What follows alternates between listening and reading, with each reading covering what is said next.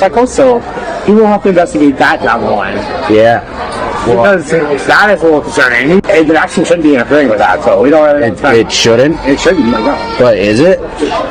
There's something happening, but we don't know if we're out. Well, I mean, you're a urologist, so you must understand, like, what's going on with it, right? Like, So that's why I understand that it's weird. I hope we don't find out that, like, there's somehow this mRNA, like, lingers in the body, and then, like, because it has to be impacting something hormonal to impact menstrual cycles. Yeah, or like the entire next generation is like super up. Could you imagine the scandal? Oh my god. I mean, I take Pfizer off my resume.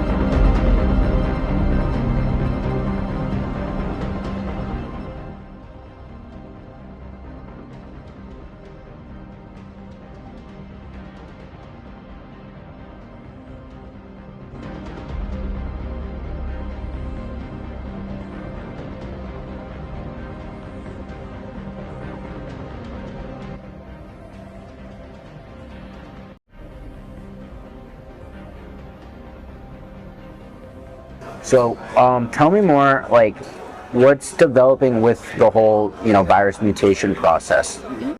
Well, they're still kind of conducting the experiments on it, but it seems like from what I've heard, they're kind of optimizing it, but they're going slow because everyone's very cautious. Like, Right. obviously don't want to kind of accelerate it too much. Yeah. But I think they're also just trying to do it as an exploratory thing because you obviously don't want to advertise that you're trying to figure out future mutations. How would the research study be delayed for COVID stuff? Like, Well, not for COVID specifically. So, like, now we're basically focusing on mRNA beyond COVID. So, for a lot of our forward-looking research studies, we've got to make sure they're on track and things like that. so what is RNA going to be used for in the future?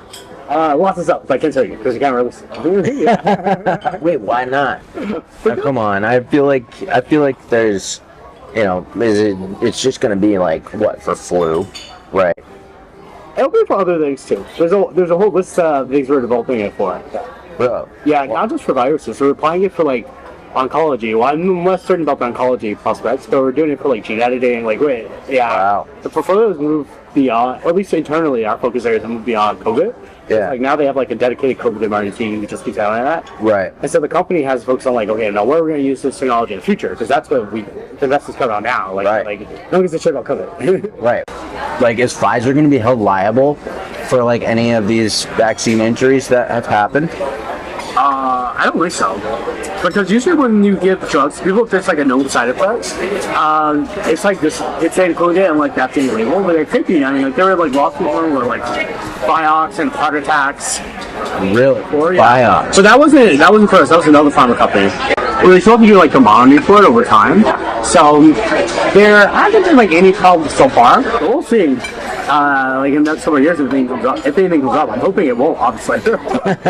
Hope nobody's growing 3 legs or something like that, right? Yeah, or like the entire next generation is like super up. Could you imagine the scandal? Oh my god. I mean, I take Pfizer off my resume. Like, something irregular about their menstrual cycle, so people have to investigate that down the line.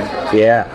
Because that is a little concerning. Because, like, if you think about the science, like, it shouldn't be interacting with, like, it's called, like, the hypothalamus, pituitary gonadal axis. Right. Like, the hormones regulate their menstrual cycles and things like that.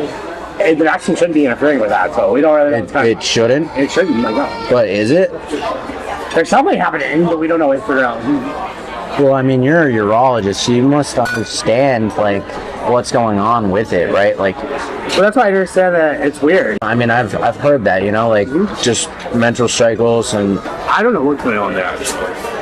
Yeah. I hope we don't discover something really bad from now on. I hope we don't find out that, like, there's somehow this mRNA, like, lingers in the body, and then, like, because it has to be impacting something hormonal to impact menstrual cycles. Right. So somehow, the vaccines must be interacting with, like, the axis signal, the HPG axis, to cause these changes in menstrual cycles.